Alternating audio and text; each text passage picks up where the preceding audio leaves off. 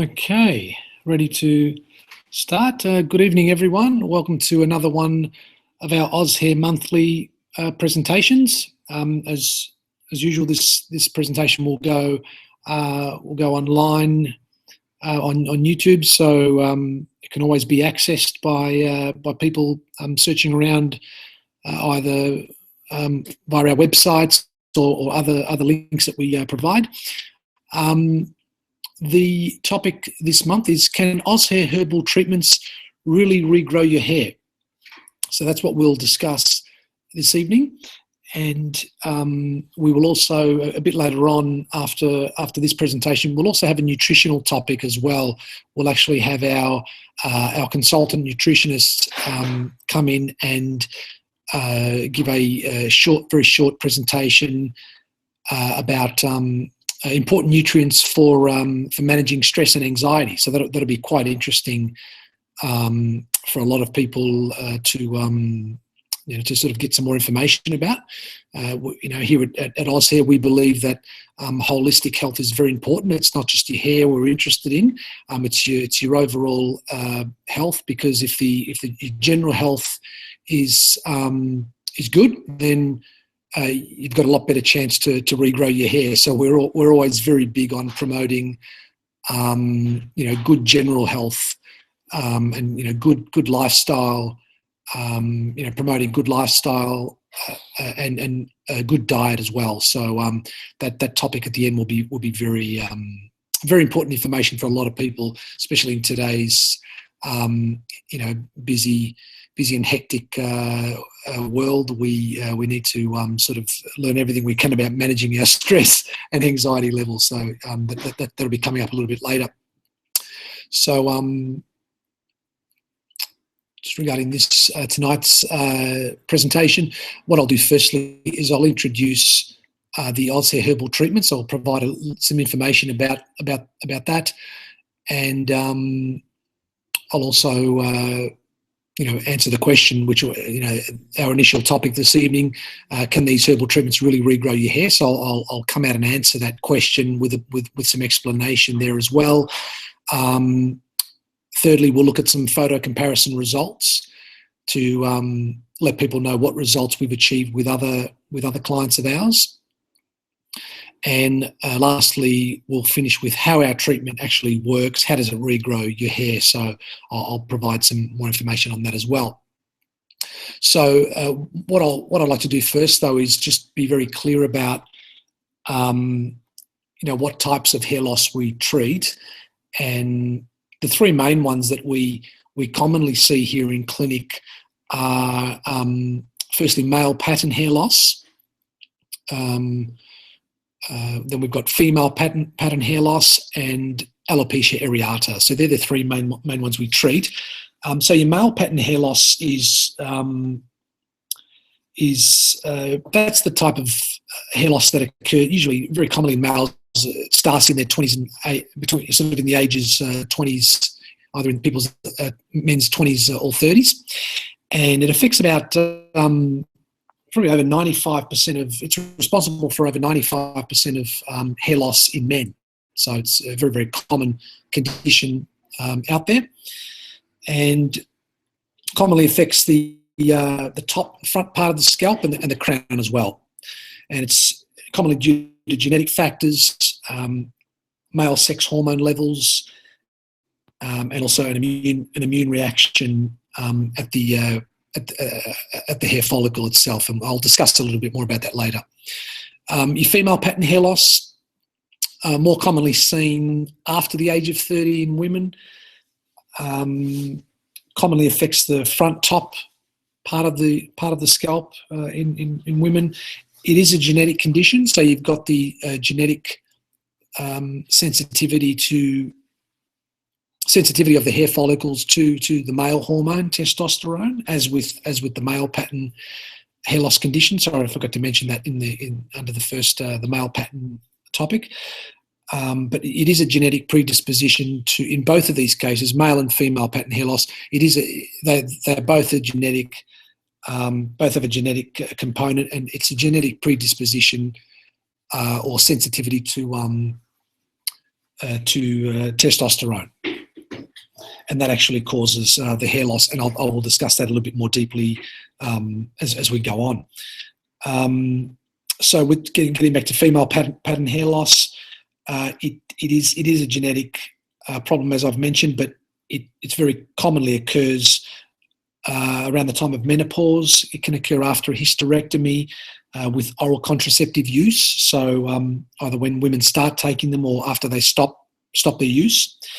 And also some women with hormone replacement therapy, HRT, can also trigger this type of hair loss. And stress as well is a big one with female pattern hair loss as well. Alopecia areata, that's what they call an autoimmune disorder, where the body's own immune system or defense system attacks hair follicles. In particular, it's the T cell lymphocytes, a particular type of white blood cell that attacks the hair follicles and creates inflammation. And there's usually a genetic component associated with alopecia areata, but again, you usually need some trigger factor to set it off. So triggers include stress, infections such as viral or bacterial infections, vaccinations, trauma to the scalp itself, and allergies as well. Allergic reactions can actually trigger alopecia areata as well. So they're the three main types of hair loss that will be. I'll show you some clients that we've treated in the past with these three conditions. So they're the ones that we'll focus on, and these are actually the conditions that we treat clinically. So that'll be the focus of our topic tonight.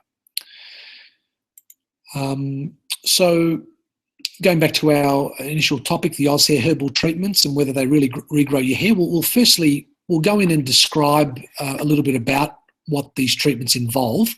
So with the Aushair program, it's basically divided into two major components. There's your home use program, and then the in-clinic treatments.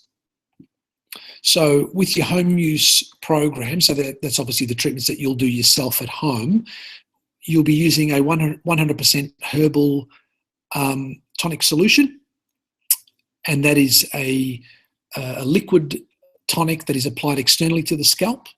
Okay, and you usually apply that morning and evening, around 5 ml each time, and usually takes about 5 or 6 minutes to apply that. So it's very convenient, very easy to use. Next, we've got our herbal tablets that you take orally, and they're also used morning and evening. So they're a very important part of the treatment, because we're within those herbs, within those herbal tablets, you're getting a lot of very important and essential nutrition for the hair follicles, and you're also getting substances in the herbs that actually help to control the build-up of that male hormone around the hair follicles. And also in the liquid tonics, the externally applied liquid tonics, we've also got ingredients in there to provide follicular nutrition, as well as also controlling that male hormone build-up at the hair follicle as well. So these two work very well together, and they are a very powerful combination for restricting the build-up of DHT, which is like a product of testosterone. I'll explain how that works after, but it really does control the male hormone building up around the hair follicle and provide essential nutrients for the hair to grow.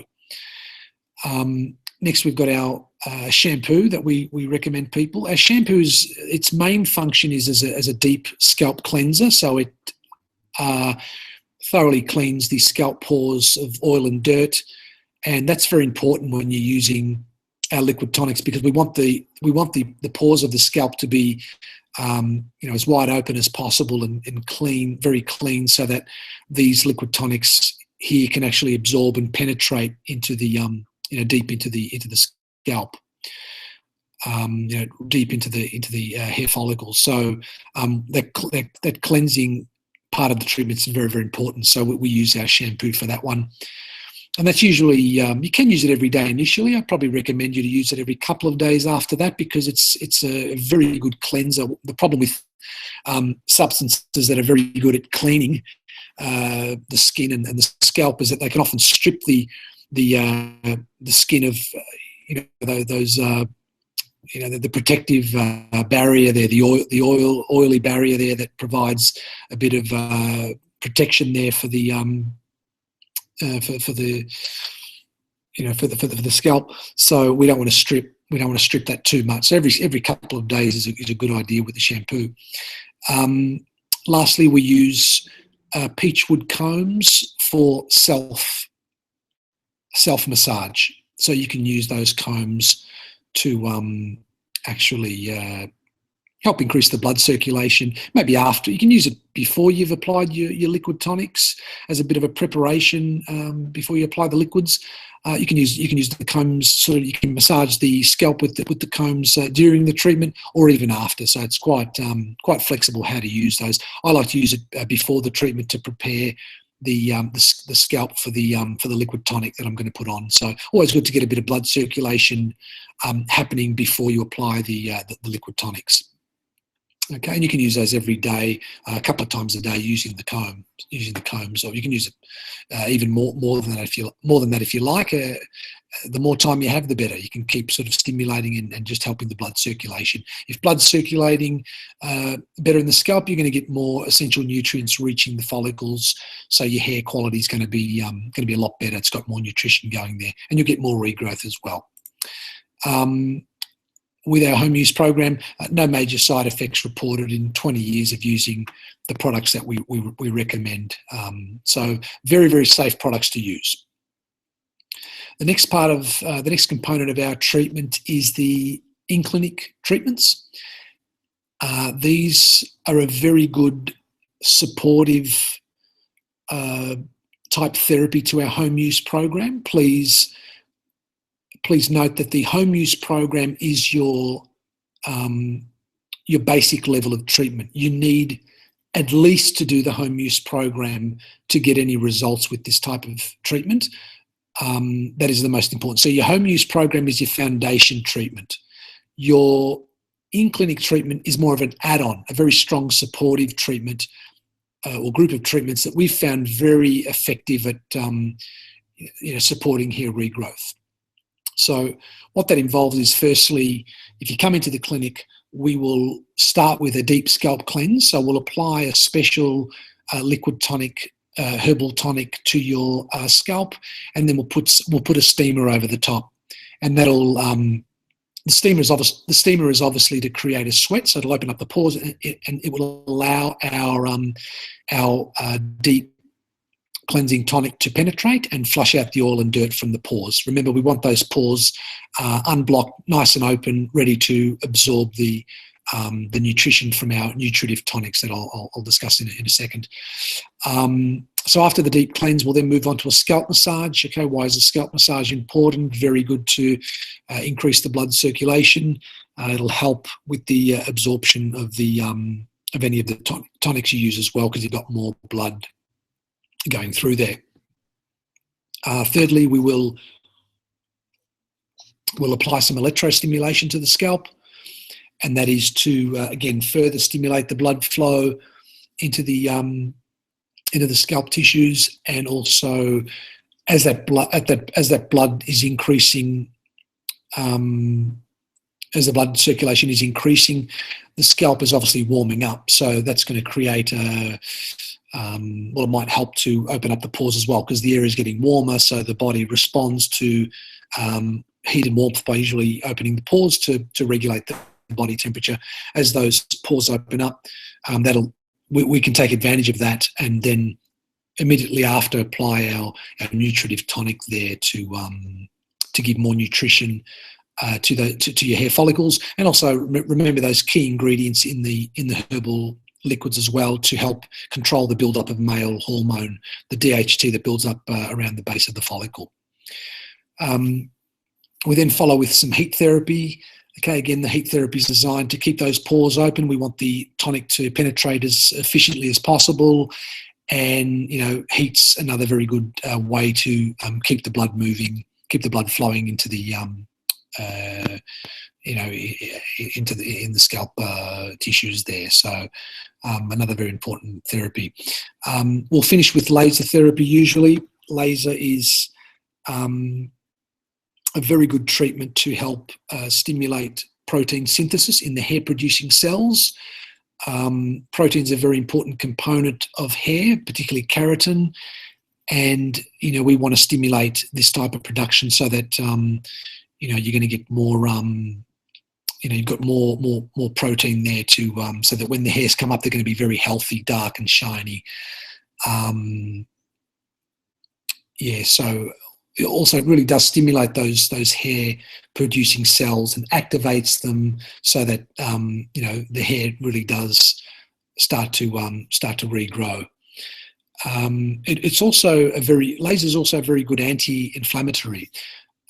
What you'll find with all of those three conditions that I mentioned, the male and female pattern hair loss, and even the alopecia areata, is that you are getting inflammation there at the hair follicle, and this low level inflammation, what it does is actually, inflammation is basically an immune reaction. So it's the body's immune system reacting because of the buildup of the male hormone, and that's creating. What it does is it creates a congestion of fluids there. So this puts pressure on the blood vessels at the base of the hair follicle, and can impede or obstruct some of the blood flow going to the hair, so going to the roots. So that means you're going to get hair that is not as good quality because it hasn't received all the right nutrients. It's not getting as much oxygen as well, so it's not going to grow as well. It'll start to thin and miniaturize. So I'll talk more about miniaturization later on as well. Controlling that inflammation there with the lasers is a very important step in the treatment as well.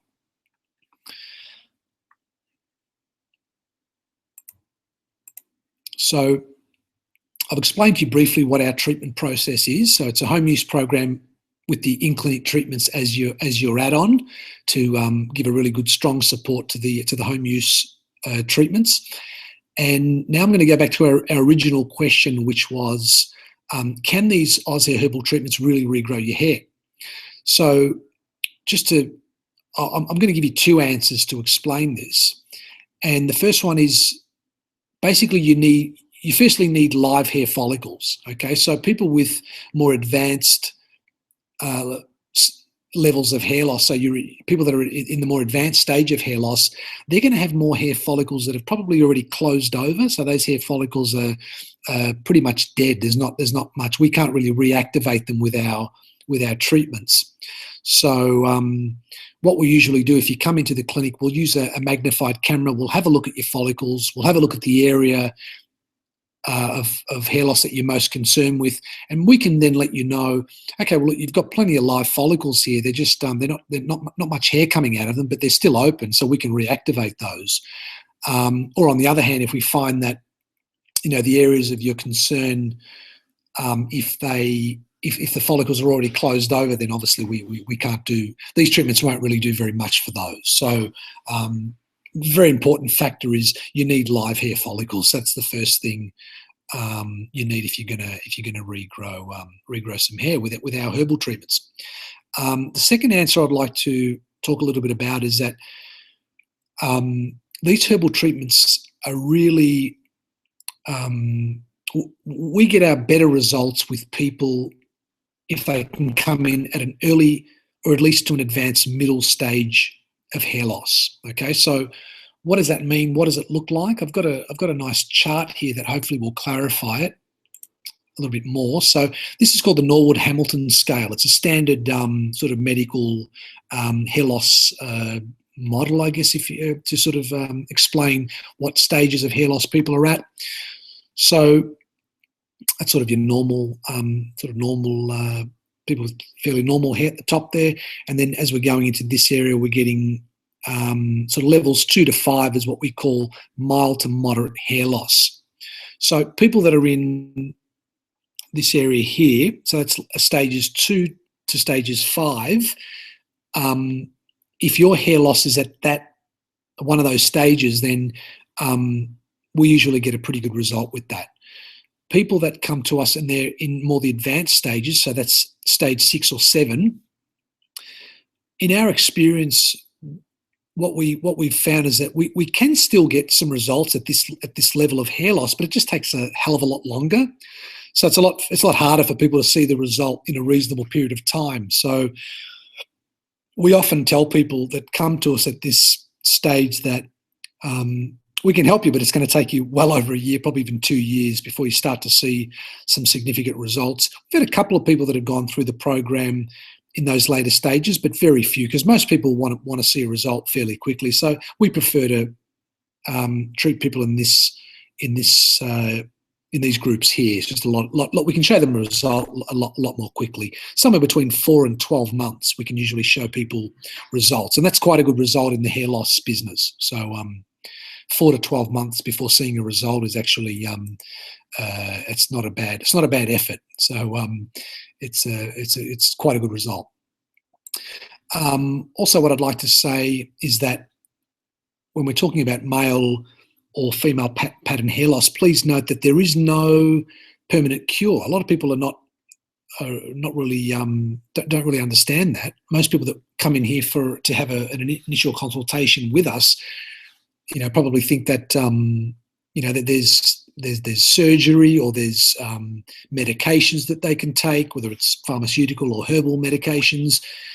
People think that there's products that they can take or treatments that they can undergo for a permanent cure, and we really need to educate people that come in to see us that that's actually not true. There is no permanent cure, whether it's a pharmaceutical treatment or a herbal treatment or a surgical treatment. Nothing is permanent with this.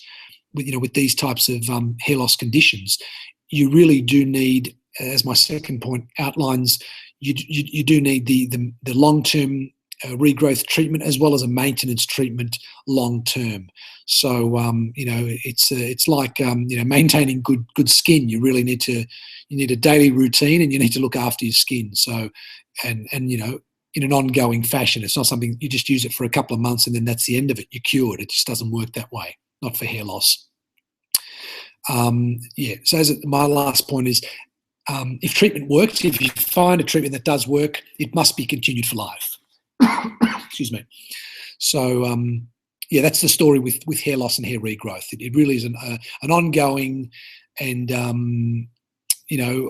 almost a continued treatment, lifelong treatment if you can, if you want to look after your hair. So we're talking about the herbal treatments and can they really regrow your hair? Well, I just want to briefly go through a study that our company conducted back in January 2004, and we actually did a clinical study, and we achieved a 99% success rate. I'll discuss a little bit more about what the percentages are with that success rate and what it all means, but 99% success rate using our liquid herbal tonics, our tablets, and shampoo as well. So pretty good result there for those, for this study. And if you compare it to, some of the pharmaceutical products that are on the market at the moment, in 2004, the study on minoxidil showed only a 60% effectiveness after 1 year, and with another medication used for hair loss, usually taken internally, called finasteride, they were claiming a 48% effectiveness after 1 year. So, our results are pretty good, compared to the pharmaceutical products on the market at the moment. So I'll just go quickly into that study that we did. So what our results showed was that we actually got people regrowing. Well, 83% of the people in the study, I think it was 193 people. Yeah, it was 193 people in total in the study, and 83% of those actually regrew some hair. Some of them got really good results, some of them moderate results, and some of them some milder results. But we also include, because it was a fairly long study, about a year, we also want to include the fact that there were people that's this one over here, 16.6% unchanged. So that means that their hair condition didn't actually get any worse after 12 months. That's actually considered a pretty good result, because if you're actually starting to lose hair, chances are in 12 months it's going to develop and get worse. Your condition's going to progress and worsen. So the fact that we were able to keep 16.6% of people in our study, keep their hair loss under control for 12 months is actually still a very positive result. Excuse me. So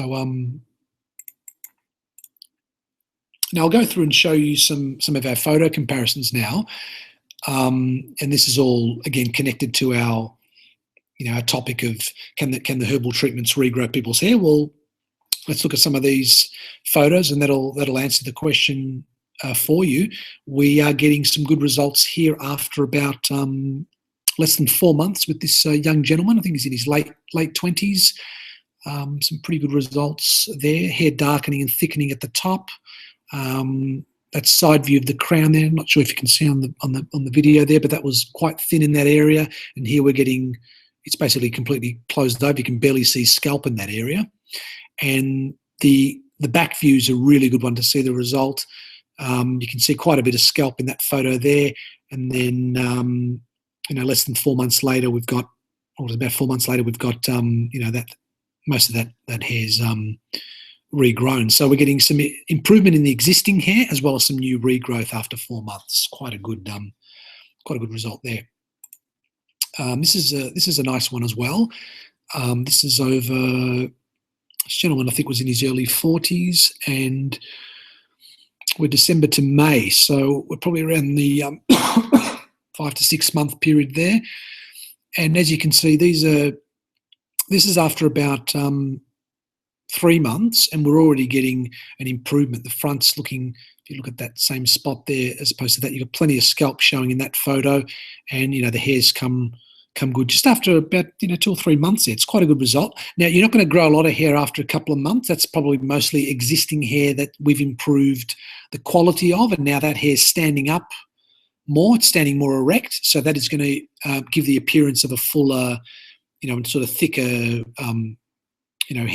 thicker hair in that part of the scalp. So still a good result after about a couple of months, I think it is. 2 months.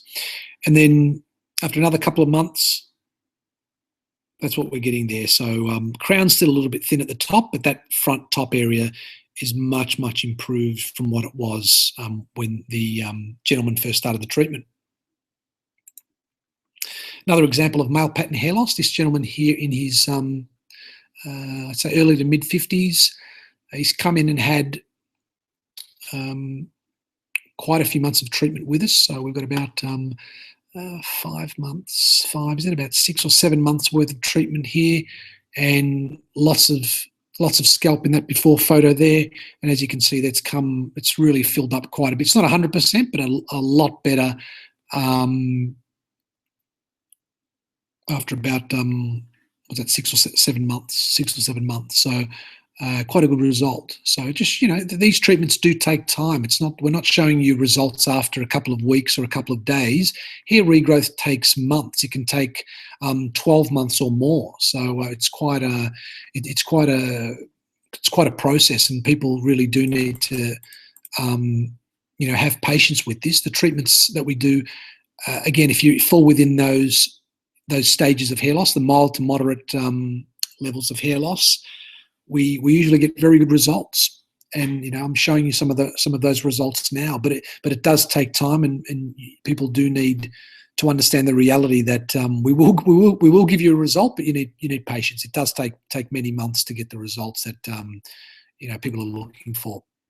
Here's another young gentleman in his early 20s. This is just a nice result here after less than 2 months. The front top thinning there at the top there, in this area there, it's a lot thicker in that after photo.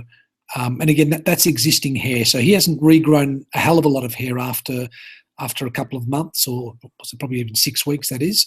But his existing hair has improved to the point that those thin areas are actually looking a lot better now, a lot thicker. The area's thickened up, and he's already seeing some improvement. Even though it's not new regrowth, he's still, walked out after 6 months and had some, his hair's looking a lot better, which he was very, very happy with. This is the same gentleman we showed you before. We showed you his back photo. That's that gentleman there. So we'll show you his side photo now.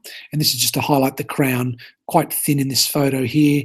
And then down here, it's filled up quite nicely there after the same period of time. That was about 6 months worth of treatment. This is a more of an advanced stage of hair loss. This gentleman had quite a bit of treatment with us. This is June last year in 2014, and our after photo is done. Yeah, it's about 4 months later, nearly 4 months later. Quite a good result. That photo, quite a large thinning area there. If you can see that sort of distance from there to there.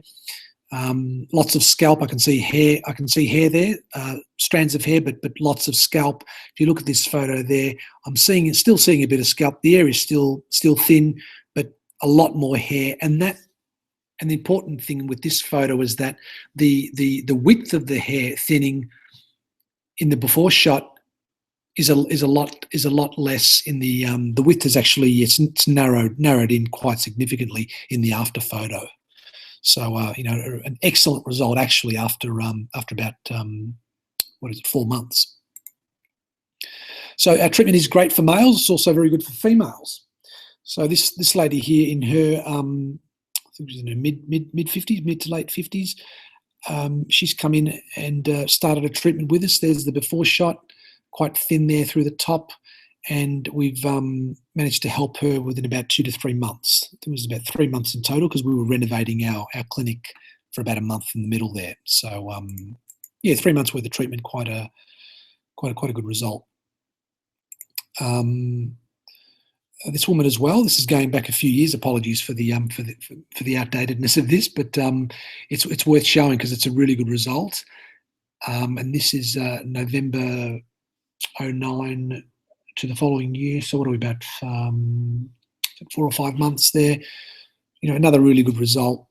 Very, very thin on the top there, and then about 4 or 5 months later, we're getting this basically new head of hair there. Really good result for this lady, aged in her late 50s. So we do get different age groups, and we do get good results with all the various age groups. So we're not limited just to the younger guys or younger ladies.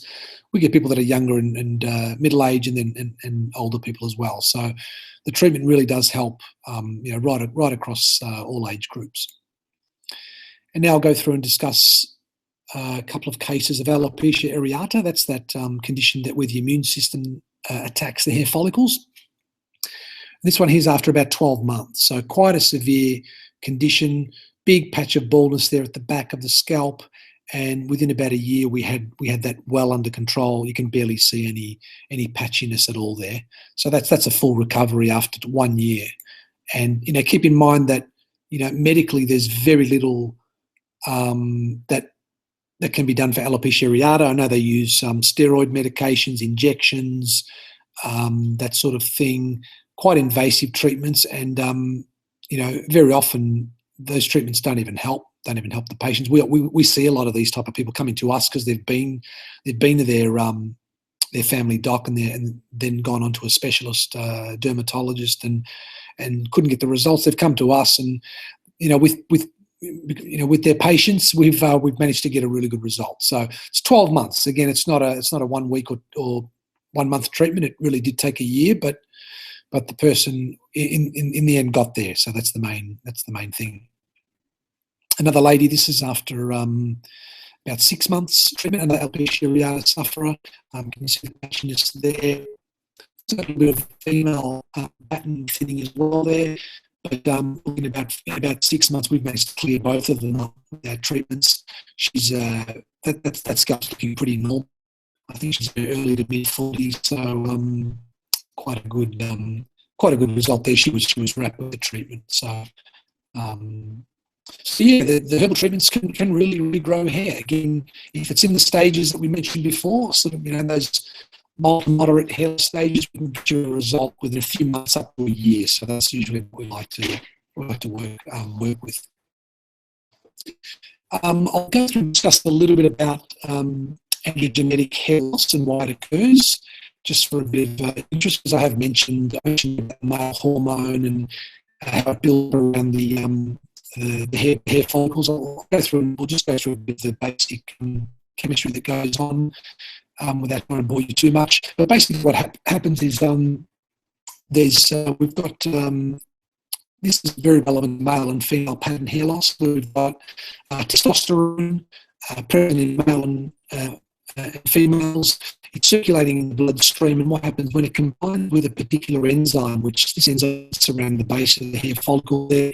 It's called 5-AR, and when it combines with this enzyme, it actually becomes DHT, which is another form of testosterone, and that builds up at the hair follicle and creates an immune reaction. So that's where you're going to get some inflammation there, and that's going to cause a build-up and congestion of fluid, which can put a bit of pressure on those blood vessels here that feed the hair roots, and that means you're getting oxygen and nutrients going to the actual hair follicles. So that's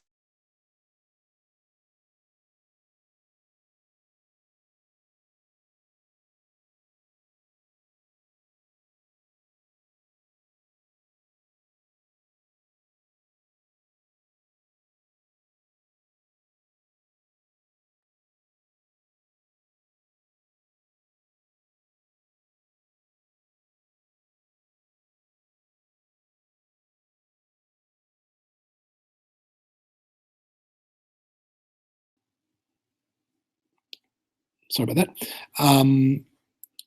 Yep. So they eventually thin over time. So that's a normal hair follicle, nice sort of thick, dark, strong strand of hair coming up there. And as you can see here, it's getting thinner, lighter in colour. So that's where you get the grey hairs coming in, and just a lot generally weaker hair. And then eventually it gets so thin that it just stops growing. It doesn't even come out of the pore anymore. So out of the follicle here. So that's where baldness eventually results. And so that's miniaturization and how that works. And I'll go, and our actual method that we use, our herbal treatments are based on a method called herbal follicular activation. So we're reactivating the sluggish hair follicles, and the way we do that is a bit of a process where we use that home use program with the in-clinic treatments to firstly stop any excessive hair loss.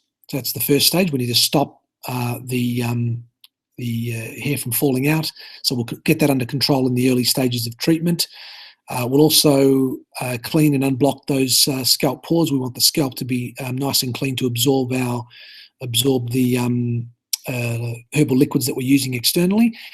We also want to activate and nourish the hair follicles with our both our liquid tonics and also our tablets that you take internally.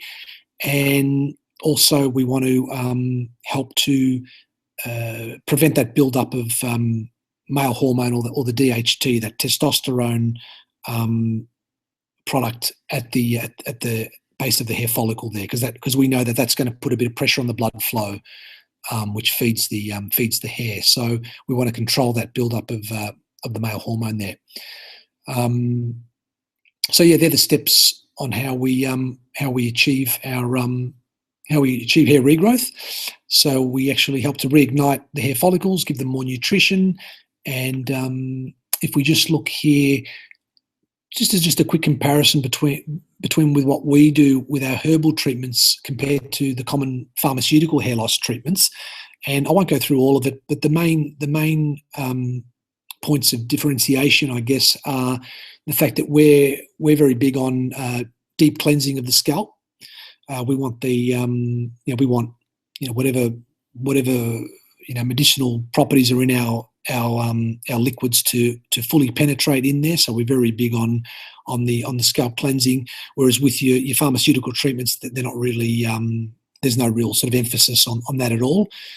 We're very big on providing optimum nutrition to hair follicles, okay, both externally and internally, externally with our liquids and internally with our tablets. Also, we're big advocates of, very good sort of lifestyle and good diet and nutrition. So, the better you eat, that's obviously going to help your hair regrowth as well.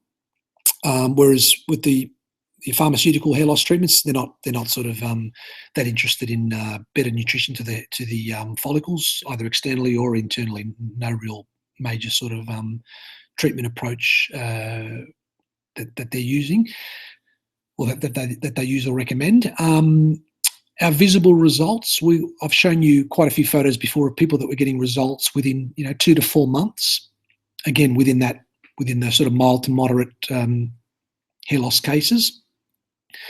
Your pharmaceutical treatments, you're commonly looking at anywhere between 6 and 12 months for visible results. So our results are quite comparatively quite a little bit quicker. So quite a good positive there. Side effects with the pharmaceuticals, you're getting quite a few of them, as you can see there. Problems with sex drive, vision problems, irregular heartbeat, facial swelling. There's a number of them, and please do your research on these. If you are interested to go with pharmaceutical treatments, that's okay, but do your reading on them, and just be aware of what the risks are, what the potential risks are.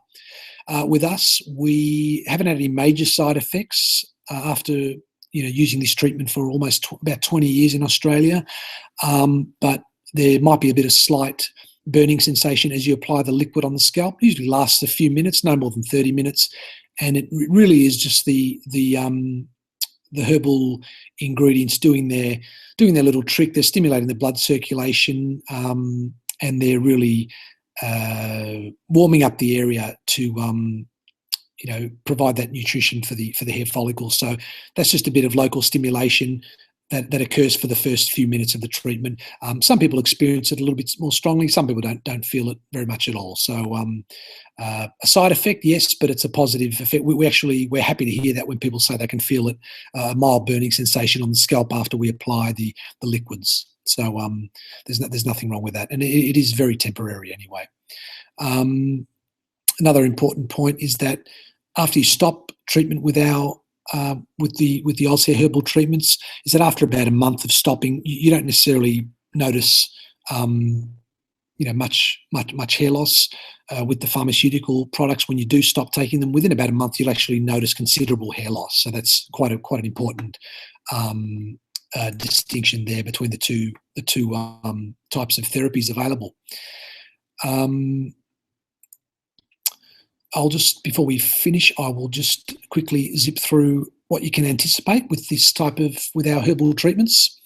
So within the first couple of weeks, people usually mention to us that they feel their scalp's a lot cleaner. Any itchiness that they had before usually tends to slow down or stop completely, and the dandruff is greatly reduced as well. After about a month of treatment, usually after that, so if people were experiencing excessive hair loss, usually we can get it under control within about 4 to 6 weeks. So that's the period you'll notice your hair fall is well under control. Your dandruff is usually cleared up by that stage.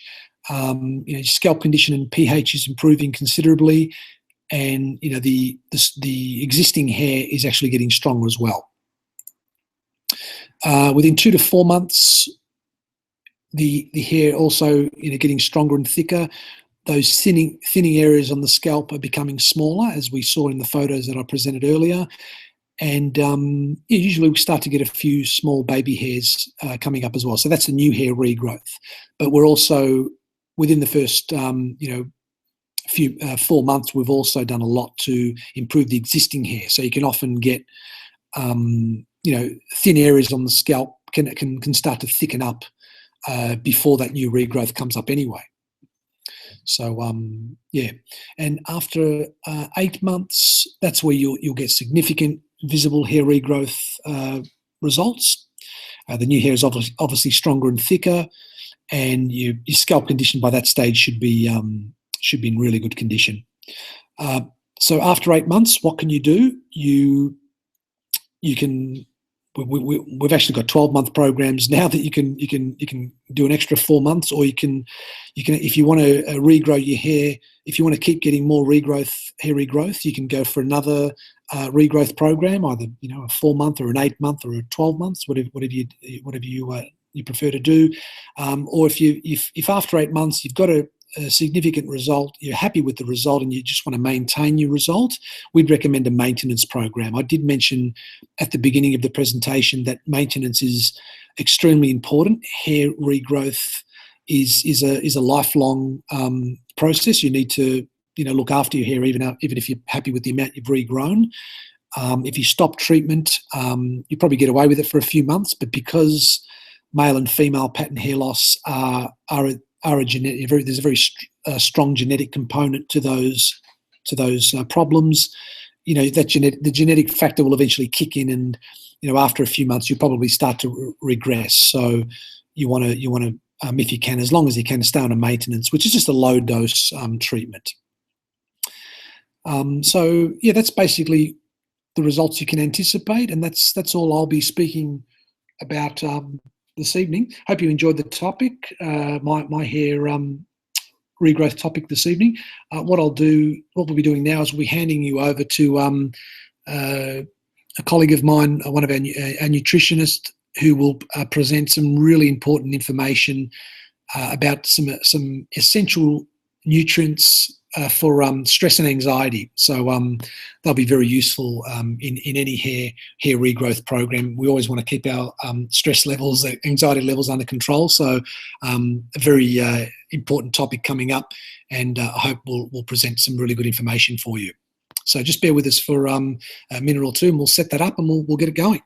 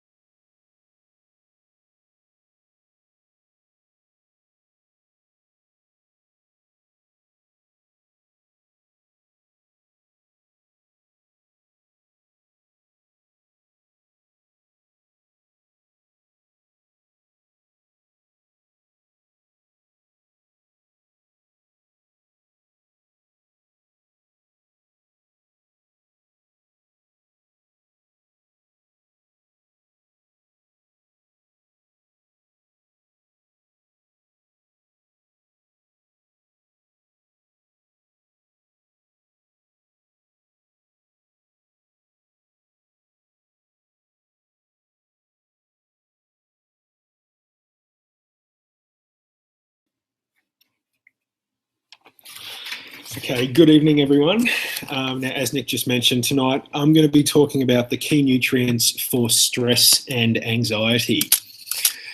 So what I'm going to go over is the nutrients that are most useful during these times, what each of these nutrients do, and where they can be found. Now, before I go into that, though, I just want to spend a little bit of time discussing the stress response and just what's actually happening in the body when it is under stress for either short or extended periods of time. I'm not going to go into too much chemistry and biology talk. I'm going to try and keep it as simple as I can, but I think it's really important to be aware just what is going on and the changes that are happening in the body when the stress response is happening. And what I found is that when people are more aware of what is occurring in their body, the next time that response actually comes around, by being more aware of it, they're more able to change and kind of switch their patterns of thinking and hopefully get out of that stress response a lot quicker. Now, when we're talking about this, the stress response and stress in general, what we're talking about is the response that our nervous system has when it is reacting to stress or danger. So there's a division of our nervous system which is called the autonomic nervous system. And essentially, this is responsible for the bodily functions that aren't consciously controlled. So things such as breathing, digestion, the heartbeat, etc. So these things are just occurring without our control. Now, I know that we're able to alter our breathing. We can increase our breathing rate, and we can slow it down. We can speed up or slow down our digestion. But I'm talking at a very basic level. This is what is going on without us even thinking about it. So our autonomic nervous system can be divided into two parts. So we've got our sympathetic nervous system, which is otherwise known as the fight or flight response.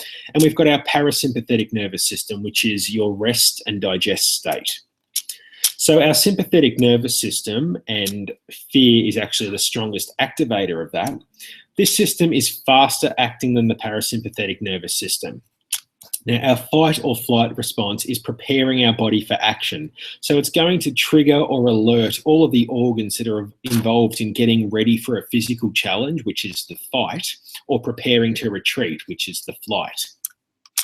So hormones get released into the bloodstream, and these prepare the body by making us more alert, and they target the essential muscles and glands that we're going to use. But what it also does is partially shut down the functions that are not immediately necessary, such as the immune system. And I'll go into that in just a second. So what is actually happening when the nervous system, the sympathetic nervous system, is being activated? Well, we get the heart rate increasing, and that's obviously occurring. More blood is being pumped through the body because we're going to require it. Our pupils are dilating. They need to be able to take in as much of our surroundings as possible because they need to know where they can run to or everything that's coming their way. Our muscles are contracting. They're getting ready for action. Glycogen is getting converted into glucose. Now, glycogen is our stored glucose, and glucose is what we use for energy. So the turnover of that is a lot quicker because we're going to require more glucose. We need to burn up more energy. And then many of the functions of digestion are stopped by the stomach. Now, this is what I was just talking about. Digestion in a life or death situation is not an essential function. So you don't exactly get into a situation where, you know, you're fearing for your life and you need to run and your body says, well, hang on a second, I haven't actually digested the food I've just eaten, so we can't actually perform that action yet. In situations like this, in the sympathetic nervous system, the blood is put into all the essential muscles and organs. And in this situation, the stomach is not essential. So the blood is shunted away from that and put where it is needed. So then we're looking at the parasympathetic nervous system, and this is, as I said, your rest and digest state. And this is helping your body to produce a state of equilibrium. So it's a much slower system, and it's allowing the body to relax and repair. Now, in contrast, when this system gets activated, our heart rate decreases, our pupils constrict, our muscles relax, and digestive enzymes are released. So this is essentially what it is, the exact opposite of what I've just spoken about in your sympathetic. So this is everything slowing down and everything relaxing, your muscles relaxing, your digestion occurring as it should with those digestive enzymes being released. And so this is a state that we really want to be in a majority of the time. Now, I've just put up a quick diagram here, which is showing the two divisions, the parasympathetic and the sympathetic nervous system. And if you just look on either side, so if we look at the top, in the parasympathetic, you've got the pupils constricting, whereas on the sympathetic side, they would dilate. If you go about halfway down, you've got the heart rate slowing down on the parasympathetic side, and on the sympathetic division, the heart rate is accelerating. Now, this is just a basic diagram that I've got from Google. You can go on and have a look for yourself, and there's a whole lot more information if you're actually interested in the differences between the two divisions, exactly what is going on in your body. That information is really quite accessible for you on the internet. So our sympathetic nervous system is an automatic response that occurs with any perceived threat. Now, this system evolved to protect us from real physical dangers such as dangerous animals or a threatening person, but it can also be triggered by ordinary stresses that we face on a daily basis. And some of these can include family or relationship stress, any work deadlines, being overcommitted. There's, you know, a whole lot of other things we could put in there as well. So I've called this slide the ancient stress response. And why I've called it that is because as humans, we've evolved, but our stress response in our body actually hasn't. So even though the majority of today's stresses don't require any rapid physical action, our bodies are still responding in the same way they would have done for our ancestors when they were faced with a threat. So just imagine our ancestors out there with this hunter-gatherer lifestyle. They're out there trying to collect their food, and all of a sudden, say, a wild animal's in front of them. Their sympathetic nervous system kicks in. All of the things we've just discussed start occurring in their body, and they have to make a decision there if they're going to stand there and fight or if they're going to run away, which is their flight response. So that's, as I said, a life and death situation. Now, fast forward, thousands of years, we've evolved. You're at your desk at work. You've got some deadlines that you need to meet. You've got a couple of hours to do so. Your stress response is kicking in, your sympathetic nervous system is kicking in, and all these changes start occurring in your body as well. Now, this is not a life and death situation that your ancestors would have faced, but the same response is actually going on in the body. So as you can see, if you're constantly in this state, it's not going to be great for your body. Unfortunately, as I said, the stress response hasn't evolved in the same way we have as humans. So it's really important to be able to get on top of your sympathetic nervous system and try and balance out your parasympathetic a whole lot more. Now, once a stressor, whatever it may be, has actually passed, the body returns to its near normal equilibrium.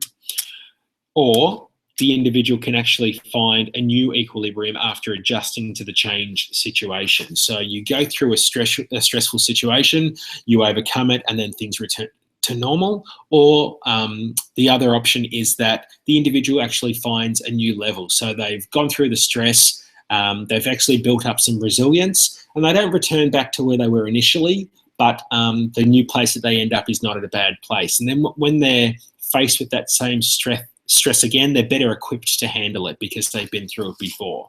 Now, these two stages actually go on repeatedly throughout a person's life, and there's no issue with that. But if the stress is prolonged or too intense, then the body becomes unable to resist the stressor as it gets overwhelmed, and it's unable to return to any kind of equilibrium. And that is where some real problems can start occurring. So at this point, the stress is carrying over from an acute to a chronic state. And this has actually been linked to an increased risk of many illnesses and diseases. And some of these things are cardiovascular issues, high blood pressure, a suppressed immune system, constipation, weight gain, digestive issues, restlessness and irritability, and sweating and anxiety. Now, these are some really common symptoms that a lot of people experience on a daily basis, but they never really put it down to stress. They're always trying to find other issues, and a lot of the time stress, not all the time, but a lot of the time stress can be a really simple explanation for it. So how to activate your parasympathetic nervous system. I guess the message is that the less time you're actually spending in the sympathetic mode, the better. Now, although it's making us more alert and more able to respond to any challenges that we may face, it is also taking a huge toll on the body, and it can lead to adrenal fatigue or burnout. Now, I'm not going to go into too much detail about what these things are. If you're interested, you can look them up. I'm sure some of you may or may not have heard these terms over the last couple of years, but essentially what it is, it's the adrenal glands becoming so burnt out and so overused that they just don't function as they're supposed to, because they're constantly staying in this high stress, this sympathetic state instead of the parasympathetic. And unfortunately, if you do get into that state, it can actually take a very long time to restore your levels. So it's something that you really do want to avoid. So what you need to do is learn how to activate your parasympathetic nervous system, which is in turn going to deactivate your sympathetic nervous system. And this is achieved by learning what makes you feel truly relaxed. Now, this is going to be different for everyone. It's a very individual thing, but for some people, it could be light exercise. It could be some yoga. It could be getting out in nature, playing with the family pet, or just some really simple breathing exercises. But by doing these simple things, you'll be reducing the stress that's placed upon your heart, the immune system, your digestive system, just to name a few. Now, as I said, both sympathetic and parasympathetic nervous systems have vital functions within the body, but stress actually disrupts these functions, and this can lead to cortisol and adrenaline suppressing the inhibitory neurotransmitters of the parasympathetic nervous system, which is something we really don't want to do. Now, some typical stressed out symptoms, these can include insomnia, depression, fatigue, headaches, upset stomach, digestive disturbances, and irritability. Anyone who is experiencing these symptoms should seek some professional help to explore the possible causes and assist in their management of their stresses. As we've just gone over, a lot of the lifestyle changes that you can make are really simple. Things like mindfulness and yoga and some deep breathing. They're really simple things you can do on your own. You can take 10 minutes out just to go through them and really restore the balance of your parasympathetic nervous system. Now, looking at a dietary and nutrient point of view, it's possible that providing the body with nutrient-dense food is going to allow the system to become more resilient and able to withstand stress. Looking at nutritional support, this is really focused around supporting the adrenal glands and the nervous system. As I said, the adrenal glands are really important during times of high stress, and anything we can do to support them, to stop them from really getting burnt out, is something we really need to focus on. So firstly, we'll look at protein, and high quality protein should be consumed with each meal. Now, it's really common to crave carbohydrates such as sugary foods when you're stressed out, and unfortunately, this comes at the expense of eating a proper balanced meal. So ensuring that you're getting sufficient protein is essential during times of stress. Stress actually induces protein breakdown from muscle tissue to sustain the fuel that's needed for the stress response. Now, a low protein intake can also lower the immune defenses and the ability of the body to resist infection. So looking at your protein sources, these can include lean meats, fish, eggs, legumes, nuts, and seeds. Vitamin C is next, and this is really important because it is an antioxidant nutrient. Now, when you have excess stress in your body, that's going to create free radicals, and so your antioxidants are really important to curb those free radicals and stop them from doing any damage. So vitamin C, a very important nutrient for combating stress. It's also a key nutrient in the production of adrenaline. So when adrenaline levels are raised over long periods of stress, more of it's actually required. It's a key nutrient that's required by the immune system, and research shows that a lack of vitamin C actually reduces the activity of macrophages. Now, these are the immune cells that get rid of any invading bacteria and viruses. So low levels of macrophages are going to make us more prone to picking up colds and flu. And then if we actually do get sick, that's going to strain the vitamin C reserves even further. So it's really important that we keep that nutrient topped up. Our vitamin C sources include our citrus fruits, kiwi fruit, capsicum, berries, and your dark green leafy vegetables. Obviously, there are a whole lot more out there, but these ones are really good sources for you. Next, we're looking at our B vitamins, and these are required for the Krebs cycle, which is the body's energy production. And when we are stressed out, we are generally lower on energy because we're really eating through it.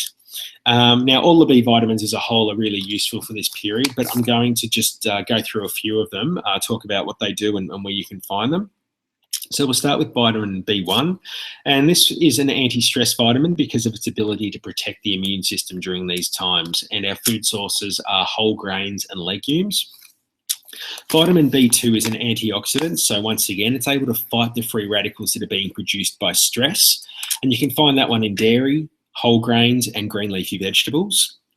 Vitamin B5 is another anti-stress vitamin, and this can enhance the production of hormones and potentially lower the secretion of cortisol during really stressful periods. Our food sources include meat, eggs, and legumes.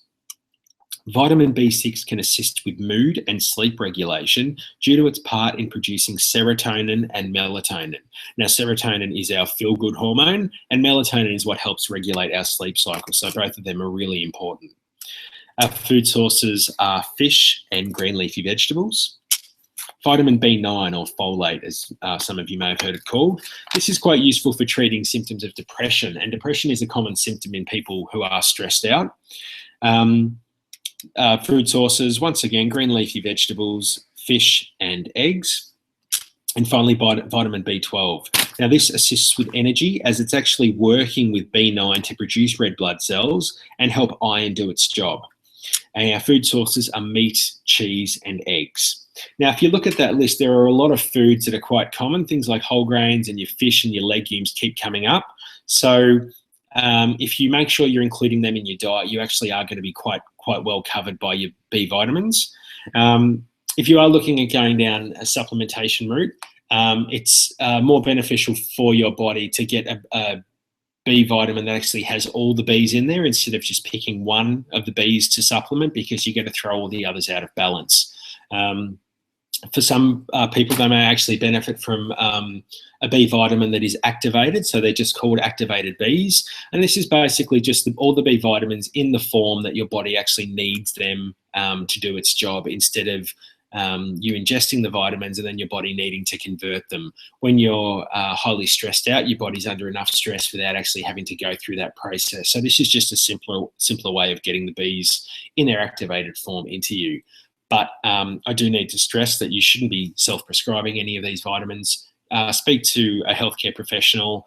The levels that you're going to need are quite individual based on your circumstances. So yeah, if you seek some professional help, they'll be able to go through your circumstances and tell you exactly what you're going to benefit from. Our next vitamin is CoQ10. Now, this is a nutrient that is essential for a healthy heart. Stress actually increases oxidative stress, as we mentioned before, and this is going to create free radicals. So our CoQ10 supply is going to be depleted while it's trying to neutralize all of these free radicals. Now, our highest food sources are actually in organ meats, so things like liver, kidneys, and heart. Now, I know that these aren't very popular foods for a lot of people, so many do go down the supplement route for CoQ10 because they don't enjoy eating these things. Look, I'd say try them. If you haven't tried them before, there are some great recipes out there where you actually don't really taste what it is that you're eating. You don't know you're eating liver or kidneys, but they are such a rich source of CoQ10 that you really would benefit from them if you gave them a go. But if not, you can go down the supplement route. But once again, you need to speak to a healthcare professional who can prescribe the correct dose for you. Next, we've got magnesium, and magnesium levels fall dramatically when the body experiences stress. It's also a cofactor for energy production and glucose regulation, so an extremely important nutrient during times of high stress. Energy production, as we mentioned with the Bs, when you're highly stressed out, you are generally lower on energy. And glucose regulation, so this is basically talking about your blood sugar levels. Magnesium, if it's low, you're going to be craving those sugary foods because your blood level is like dipping and spiking and it's all over the place. But if magnesium is where it should be, then your blood level is more maintained and you're not going to be going for those sweet carby foods that you know are just not great for you. Your food sources of magnesium include your dark green leafy vegetables, nuts, seeds, and fish. Antioxidants. Now, we've spoken about vitamin C already, and there's a couple of other really important ones. Well, there's a lot, but generally vitamins A, C, and E go together when we're talking about our antioxidants. And as we've said, these are needed to combat the extra free radicals that are circulating. And our food sources are berries, fruits, and vegetables. Zinc is next, and this is another nutrient that is dramatically used up when the body undergoes stress. Low zinc levels have been shown to dramatically enhance the effects of stress. And it's actually a cofactor for about 100 different reactions in the body. So it is just essential to ensure you're getting enough of it through your diet. Our food sources include seafood, which particularly oysters, beef and lamb, chicken and pork, spinach, pumpkin seeds, nuts, and beans. We've got our essential fatty acids next, and these are required for optimal functioning of the nervous system. They're also beneficial to reduce inflammation, which is caused by excess free radicals. And when adrenaline is released, it's actually thickening the blood, and essential fatty acids are able to assist with thinning that blood again after the sympathetic moves onto a parasympathetic state. Our food sources are our deep sea oily fish, such as sardines, mackerel, and salmon. While I'm talking about essential fatty acids, I just want to stress, I mentioned this in the last talk as well, but with your essential fatty acids, you really need to look at your balance of omega-3s and omega-6s. Now, both are essential for our body, but unfortunately the balance of, we have a whole lot more omega-6 in our diet than we do omega-3, and unfortunately omega-6 is pro-inflammatory. So that is going to increase inflammation in your body, which is not great, especially during times of stress when there's already inflammation. And inflammation has been shown to be pretty much at the root of most chronic diseases out there. So it's all about balancing your omega-3 and omega-6. So essentially reducing your omega-6 intake increasing your omega-3, and that will help with that balance and curb that inflammation that's going on. Finally, just some digestive support. Now, some individuals may require one of various forms of digestive support. So during times of stress, the ability for the body to secrete hydrochloric acid and digestive enzymes is compromised, and this is what's going to help you break down your food. So yeah, if you are experiencing this, your digestion is going to suffer. Some symptoms of a compromised digestive system can include bloating, indigestion, reflux, and excess flatulence. If anyone is experiencing these symptoms regularly, once again, speak to your healthcare provider and get some digestive support, whether it's supplemental or there are some really simple interventions you can take that don't require any sort of supplement or medication, just really simple things you can do at home that can help stimulate that digestion for you. So I just want to, before I finish up, stress one more time, it's really important. All of the nutrients that I've spoken about, try and include whole foods in your diet, and these should be your primary sources. But if you really are struggling and you feel like you need some supplemental support, you need to go and speak to someone instead of self-prescribing any supplements, because it can become really dangerous. Everyone's body is different, everyone's situation is different, and your requirements are going to be different from everyone else that you're speaking to. So speak to someone who knows what they're talking about, who can come up with an individualized plan for you, telling you exactly how much of each vitamin you'd need to take and when, as opposed to you just, Googling and coming up with just reading a blog and taking advice from someone who may not know exactly what they're talking about. So yeah, just to be safe. And so just to summarize what we've gone over, the bottom line is that stress is a part of everyday life, and it's only when it's prolonged that it becomes problematic. Most people have no problem adjusting to these stresses when they appear, and life essentially is returning to normal once the stressor is gone. But the problem is arising when an individual is continuously unable to adapt after extended periods of stress. This is when they're constantly in their sympathetic state and they're not balancing out with their parasympathetic state. There are some really simple techniques to bring the parasympathetic nervous system back into balance, and it is really important, as I've discussed, being in that heightened sympathetic state all the time really takes its toll on the body and can really do some damage. So it's really important to seek some help if you can't do it on your own, or just to be more mindful of it so that you are aware of when your body's coming into that stressed out state, and you can do things to control it before it gets too out of hand. So I hope that this information has been somewhat beneficial and informative for you, and helps you to deal with any stresses that you may face in the future. So thank you very much.